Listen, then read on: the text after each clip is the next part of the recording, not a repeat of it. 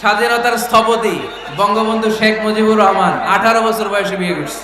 কাজী নজরুল ইসলাম অল্প বয়সে বিয়ে করছে।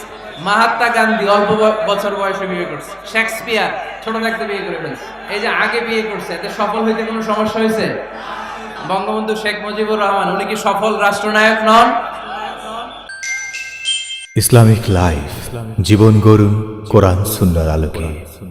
আপনারা বিয়ে করছেন তো সবাই নাকি? হ্যাঁ,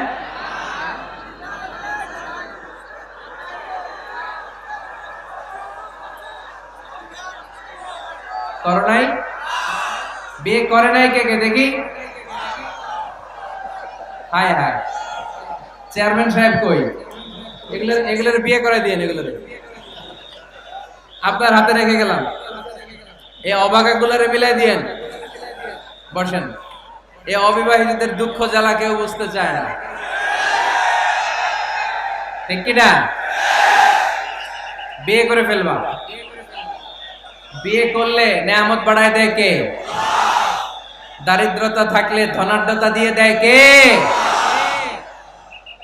সবাই চাকরি করে বিয়ে করতে চায়, ব্যবসা ভালো হলে বিয়ে করতে চায়, কিন্তু জানেই না ব্যবসায় ভালো হওয়ার আর চাকরি পাওয়ার মাধ্যম হচ্ছে আগে বিয়ে করা। আগে কি করা? স্বাধীনতার স্থপতি বঙ্গবন্ধু শেখ মুজিবুর রহমান 18 বছর বয়সে বিয়ে করছে। কত বছর বয়সে? এক বর্ণনা দেখলাম 14, আর এক বর্ণনা দেখলাম 18। কাজী নজরুল ইসলাম অল্প বয়সে বিয়ে করছে। মহাত্মা গান্ধী অল্প বছর বয়সে বিয়ে করছে। শেক্সপিয়ার ছোট থাকতে বিয়ে করে ফেলছে।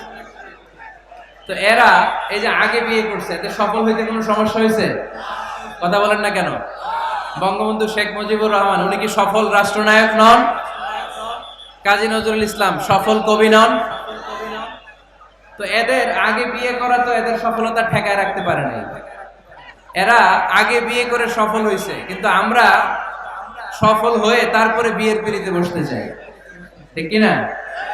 ঝামেলাটা এইখানে।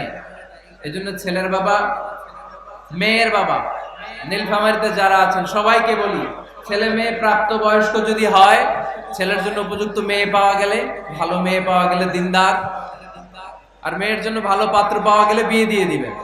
আর নিকাহ মিন সুন্নতি ফামান রাগিবা আন সুন্নতি ফালাইসা মিন। বিশ্বনবী বলেন, বিয়ে এটা আমার সুন্নাত, আর যে আমার সুন্নাতকে পছন্দ করে না সে আমার উম্মত দাবি করতে পারবে। আরবাউন মিন সুনানিল মুরসালিন, 4টা কাজ দুনিয়ার সব নবীরা করেছেন, এর মধ্যে একটা হচ্ছে বিয়ে। সুবহানাল্লাহ পড়বেন না? এজন্য বিয়ে করবেন সম্মানিত ভাইরা, বিয়েতে বরকত। যারা বিয়ে করে নাই তাদের ঈমানের অর্ধেক অপূর্ণাঙ্গ। বিয়ে করলে ঈমানটাকে পরিপূর্ণ করে দেয় কে?